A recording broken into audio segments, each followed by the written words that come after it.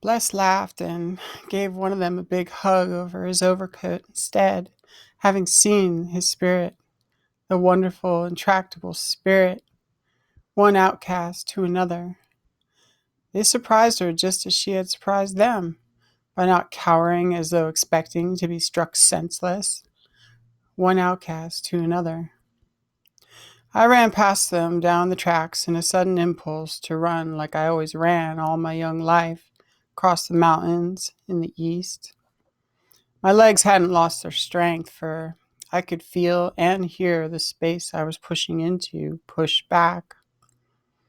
And I felt young as I followed the tracks to where they sunk down into the ground and cut across the streets there, not far from the San Francisco Bay.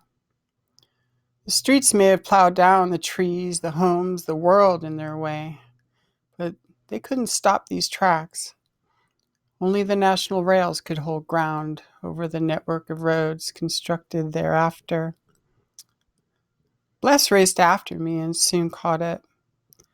My eyes were watering and my feet were getting warm by the soles. I decelerated down to zero motion, and she came bursting into me then.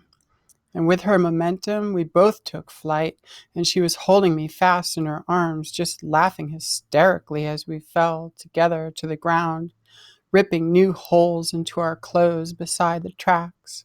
I hollered, "Sorry, sweetie. I had to take you down," she explained as she dressed my cut knees with some cotton she tore off her Iron Maiden t-shirt circa 1985.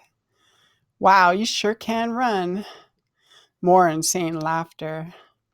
Her own legs were cut up by the stones, too, but she didn't care. Shards of rock and glass embedded in us both.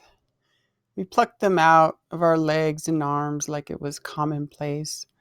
More ripped cotton, more insane laughter. I began to smile and laugh too. I ducked my head inside my jacket, then poked strangely out of the neck hole at her. "Turtle!" she exclaimed, then pulled the Iron Maiden tourniquet so tight down on my kneecap she pushed it out of place, and I screamed bloody murder.